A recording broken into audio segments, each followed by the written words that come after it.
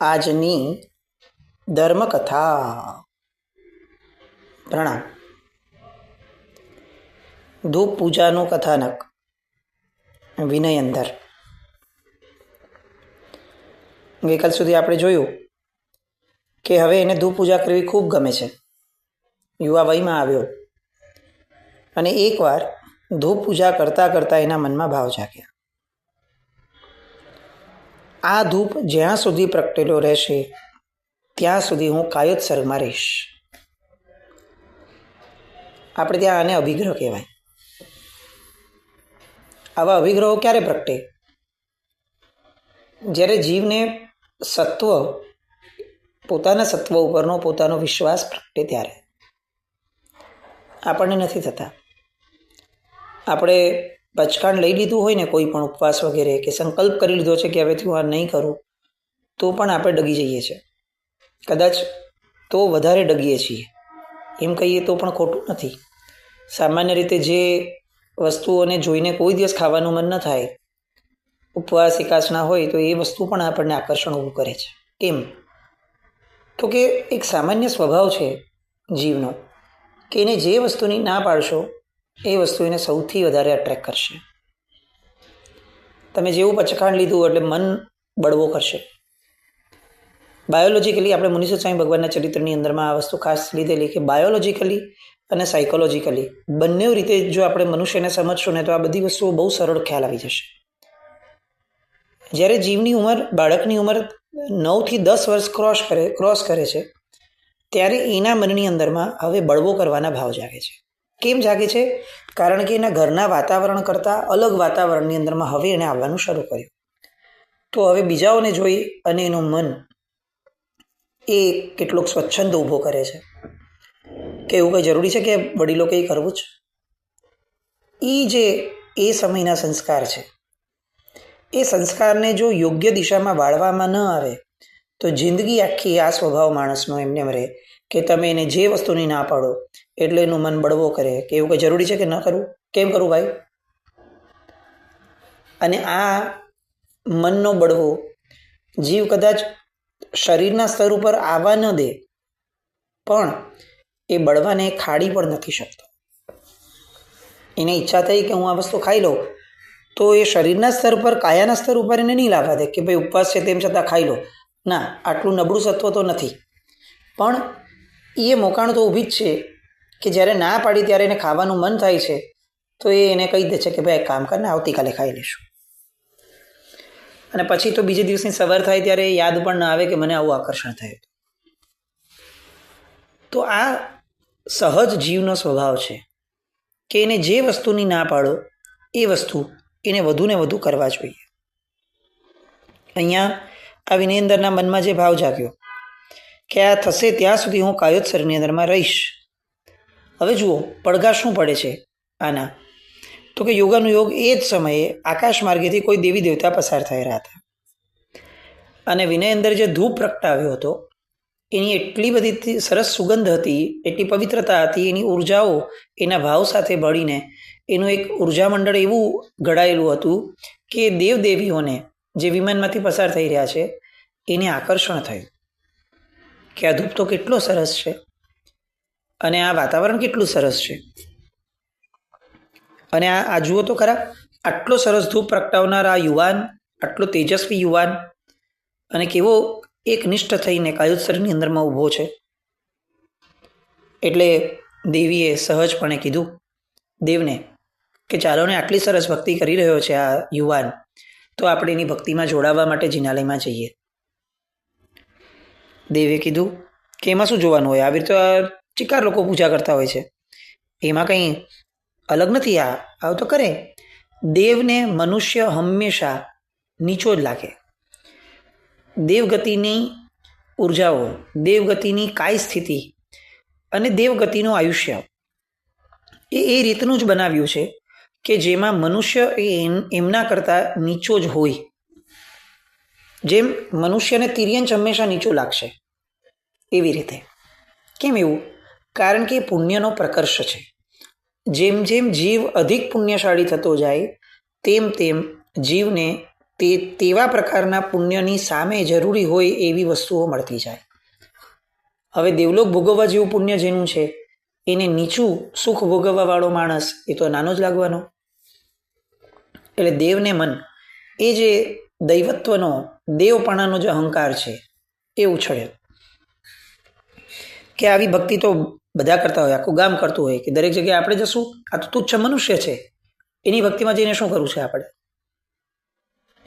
પણ અંતે તો સ્ત્રીની સામે ઝૂકવાપણું એ તો સનાતન સત્ય છે આ વિશ્વનું.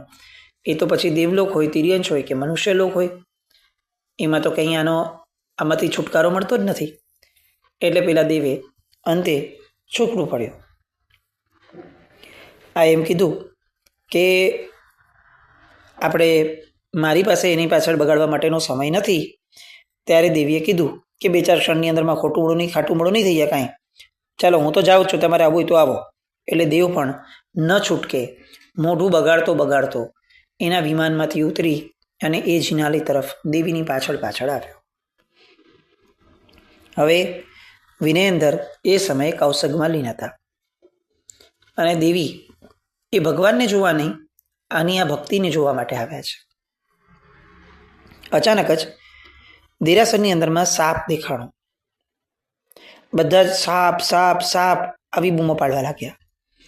દેરાસર લગભગ ખાલી થવા આવ્યું. લોકો જુએ છે આજુબાજુ કોણ બચ્યું છે અને વિનયેન્દ્ર ઊભો જ છે. કોઈને ખબર તો છે નહીં કે આ વિનયેન્દ્ર આવો સંકલ્પ કરીને કે અભિગ્રહ લઈને ઊભો છે. એટલે બધાને એમ થયું કે કૌશક કરતો હશે. એટલે બધા જોરથી બોલવા લાગ્યા કે વિનયેન્દ્ર જલ્દી બહાર નીકળ, જલ્દી બહાર નીકળ. પણ લોકો બૂમો પાડે છે ને વિનયેન્દ્ર એના ધ્યાનમાંથી ચલિત થતો નથી. નીકળતા અથવા નીકળીને લોકો જોરથી કહે છે કે અરે આ કાળોતરો નાગ તને ડસી લેશે, તું જલ્દી બહાર આવો. પણ વિનયેન્દ્ર પોતાના ધ્યાનમાં લીન છે. હવે અહીંયા આપણે જરાક અટકીએ અને વિઝ્યુલાઇઝ કરીએ કે આ અવસ્થા કેવી હોય કે જેની અંદરમાં બીજા કોઈકની કીધેલી વસ્તુની આપણા મન પર કે આપણી બાહ્ય સ્થિતિ ઉપર કોઈ કરતાં કોઈ જ અસર ના પડે. બહુ શોર્ટમાં જોઈએ તો આપણને ખ્યાલ આવે કે જ્યારે આપણને સામો માણસ નકામો લાગે છે, ઉતરતો લાગે છે, અજ્ઞાની લાગે છે અથવા આપણા પ્રત્યેનો દ્વેષી લાગે છે, હજી કદાચ કોઈક રીઝન હશે પણ આટલા રીઝન મિનિમમ અત્યારે સ્ફુરે છે. જ્યારે આવું કંઈક હોય ને ત્યારે સામાએ કીધેલી એક પણ વાતની આપણી ઉપર અસર ન થાય. આપણને એવું લાગે કે એને શું ભાન પડે છે, તો પણ આપણે એની વાત ન માનીએ. આપણને એમ થાય કે આ મારા ભલા માટે બોલતો જ નહીં હોય, તો પણ આપણે એની વાત ન માનીએ. એટલે શું થયું? એની વાતની આપણી ઉપર કોઈ અસર ન થઈ. કઈ સ્થિતિ ઉપર? મનસ્થિતિ ઉપર થઈ, બહારની સ્થિતિ ઉપર અસર ન થઈ. એને જે કીધું આપણે ન કર્યું. એટલે એનો અર્થ શું થયો કે જો જીવ ધારે તો બહારના પરિબળને ઝીલવું કે નહીં એનો કંટ્રોલ એની પાસે છે. આટલું તો નક્કી થઈ ગયું.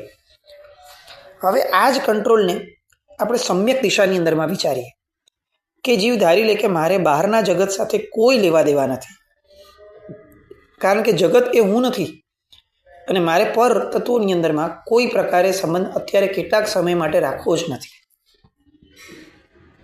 એવું વિચારી લે અને પોતાની ઇન્દ્રિયોને આ ઓર્ડર આપી દે કે કાનને કહી દે કે બહાર જે બોલાતું હોય એની અસર ઝીલવી નહીં, સાંભળવું જ નહીં. આંખને તો બંધ જ કરી દે છે સામાન્યથી, અને કદાચ ખુલ્લી પણ રાખે તો પણ કહી દે છે કે એને નાસિકા ઉપર કોન્સન્ટ્રેટ કરી છે. આવી રીતે જીવ ધીરે ધીરે પોતાની ઇન્દ્રિયોની કેળવણી કરે. શરૂઆતમાં ફેલ જશે. કાનને કહી દીધું હશે કે તારે સાંભળવાનું નથી, એટલે શરૂઆતમાં કાન એઝ યુઝ્યુઅલ બળવો કરશે કે નથી સાંભળવાનું તો હવે ખાસ સાંભળીશ. મનને કહી દીધું કે વિચારવાનું નથી વિચારવાનું, તો મન કહેશે હવે તો ખાસ વિચારીશ, જે નકામું છે એ વિચારીશ, જે જિંદગીમાં ક્યારે વિચાર નથી આવતો એ બધું વિચારીશ. આવું થાય અને એમાં કંઈ ખોટું બી નથી. આવું શરૂઆતના સ્તરમાં દરેકને થાય. પછી ધીરે ધીરે ધીરે જીવ કેળવણી કરતો જાય. એને જેટલા વિચાર કરવા છે એને કરવા દે મનને, પછી એને થકવવા દે. એ એના એક પણ વિચારને મનને બળ ન આપે અને મનના વિચાર કર્યા પછીથી એ પોતાની ધ્યાનની ધારામાંથી બહાર પણ ન નીકળે. એટલે હવે મન થાકશે. એ મન થાકશે એટલે હવે મન શૂન્ય થશે, અને એ જ્યારે શૂન્ય થશે ત્યારે જે પ્રગટશે એ ધ્યાન હશે. અહીંયા જે આ વિનયેન્દ્રનો કાયોત્સર્ગ છે એ આવી કેળવણીથી ઘડાયેલો છે. વિનયેન્દ્રનો આત્મા એટલી પવિત્રતાને પામી ગયો છે કે હવે એને બહારના એક પણ નિમિત્તની અસર પણ નથી, કિંમત નથી એમ નહીં, અસર પણ નથી. એટલે લોકોની ચીસ, લોકોના જીવતદર, પણ આને કાંઈ ફરક જ ન પડે. અને જોતામાં એ સાપ એ તો એના શરીર ઉપર વીંટળાવા લાગ્યો. લોકોની તો હવે ચીસ પણ ન નીકળે એ હદ સુધી લોકો સ્તબ્ધ થઈ ગયા કે હવે શું થશે. વિનયેન્દ્ર આવી સ્થિતિમાં પણ વિચલિત ન થયો.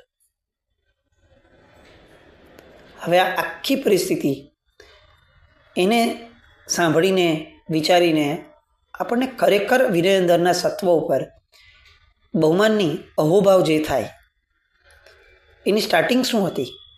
તો કે એક ધૂપ પૂજા પ્રત્યેનો સદભાવ. અને આજે એની એક્સ્ટ્રીમ પર ક્યાં આવ્યો? તો કે શરીર ઉપર સાપ વીંટળાઈ ગયો છે અને તેમ છતાં કોઈ અસર જ નથી. આ બેવનું કનેક્શન શું? કનેક્શન એ કે જેમની ભક્તિ કરી છે એમના જેવા ગુણો અંદરમાં પ્રગટ થયા. કયા માધ્યમે થયા? તો કે ગ્રંથિ ભેદના માધ્યમે થયા. કેમ ભગવાનની પૂજા કરવી છે? એટલા માટે કે પુણ્ય આપે છે? ના, પુણ્ય તો બાય પ્રોડક્ટ છે. અનાજ ઉગાડીએ તો ઘાસ ઉગી જ જાય, ઘાસને ઉગાડવું ન પડે, અને ઘાસ ઉગે જ, એને કોઈ રોકી જ ન શકે. એટલે પુણ્ય તો આવવાનું જ છે, પણ પુણ્ય માટે કર્યું એવું નહીં. ભગવાનની પૂજનીયતા જ એટલા માટે છે કે ભગવાને પોતાના આત્માને આ શરીરથી છૂટો ગણી અને અંતે પોતાના આત્માને આ શરીરના ચક્રમાંથી મુક્ત કર્યો છે. એનાથી હું સ્વીકારું છું કે હું એવા આત્માની પૂજા કરું છું કે જે આત્માએ શરીર અને આત્મા આ બે અલગ છે એ વાતને સોંસરવી સંસ્કારની અંદરમાં ઉતારી દીધેલી. હું એમની ભક્તિ કરું છું. તો એમની ભક્તિ દ્વારા મને આત્યંતિક ફળ શું પ્રાપ્ત થાવ? એમણે જેવું કર્યું એવું જ મનામાં આવો. મને પણ મારું શરીર મારા આત્માથી અલગ લાગે, અને એટલી હદ સુધી અલગ લાગે કે મને આ શરીર હવે મારું ન લાગે. આ જીન પૂજાનો એક આત્યંતિક ભાવ કહી શકાય એવો ભાવ છે. આ વિનયેન્દ્રની ધૂપ પૂજાએ એને આ સ્તર ઉપર એને લઈને આવ્યો હતો. હવે આ આખી ઘટનાનું મૂળ શું હતું? તો કે આખી ઘટનાનું મૂળ હતું પેલો દેવ કે જેને મને પોતાની દેવીની પાછળ જોતરાવવું પડેલું. હવે ગુસ્સો કાઢે કેવી રીતે? અંદર ધૂંધવાયેલો હતો. ક્યારે આ માણસના કારણે મારી વિમાનની જે આખી સફર હતી એ રોકાવી પડી. આ મારી પત્ની અહીંયા આવીને બેસી ગઈ. આ દેવલોક છોડીને આ મર્ત્યલોકની અંદરમાં આવા મનુષ્યોની પાછળ કોણ આવા ઢસરડા કરે? કોણ આવી રીતે આવે? એટલે એના મનમાં જે ધૂંધવાટ ઊભો થયો હતો.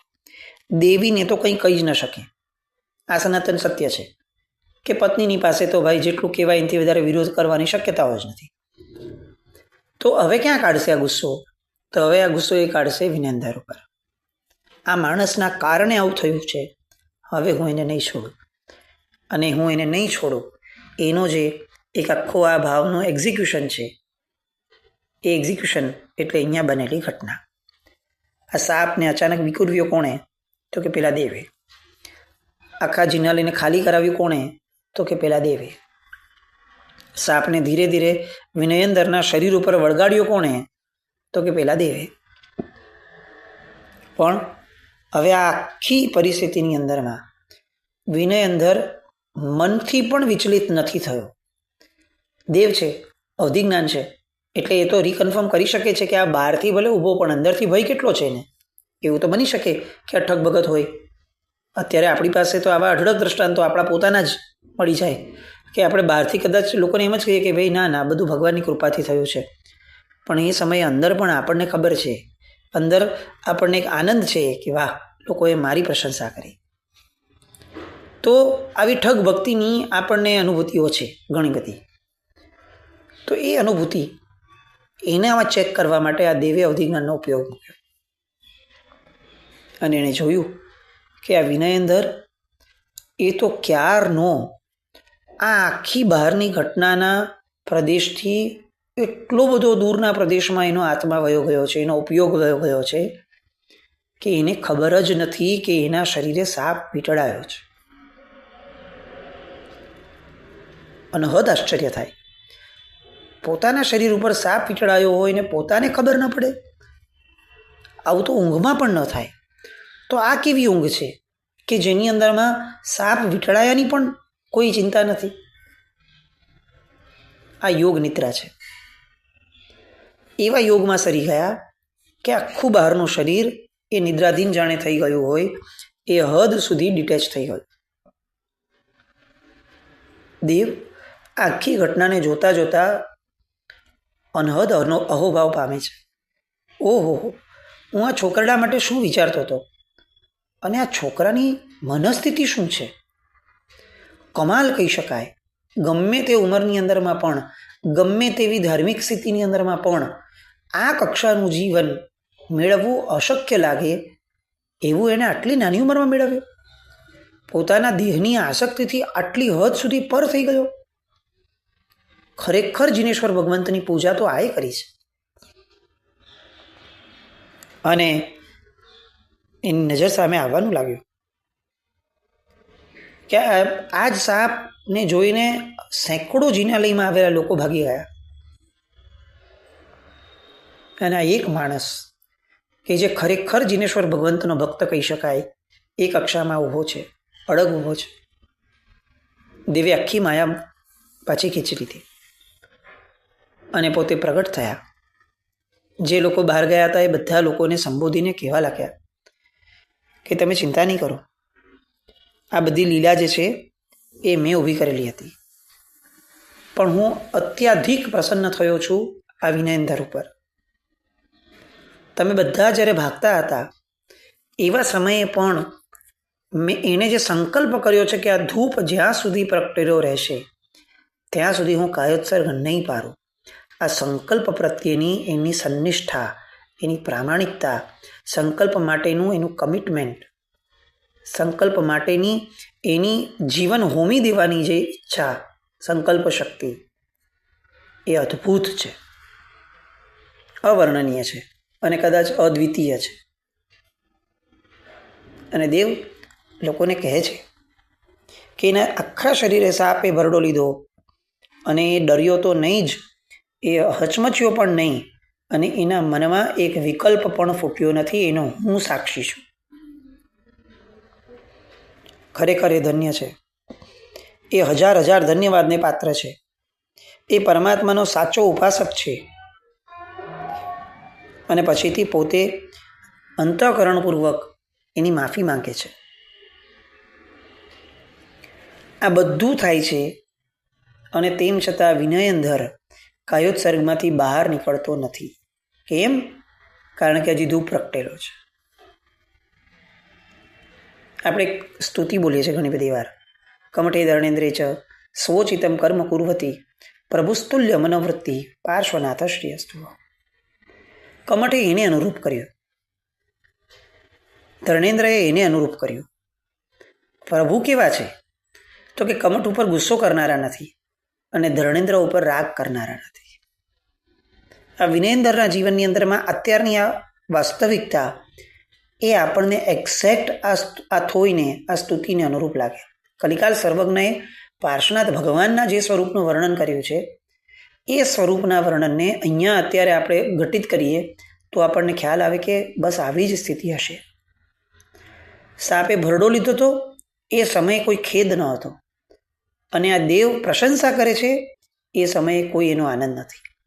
બંને એની માટે સેમ ટુ સેમ છે.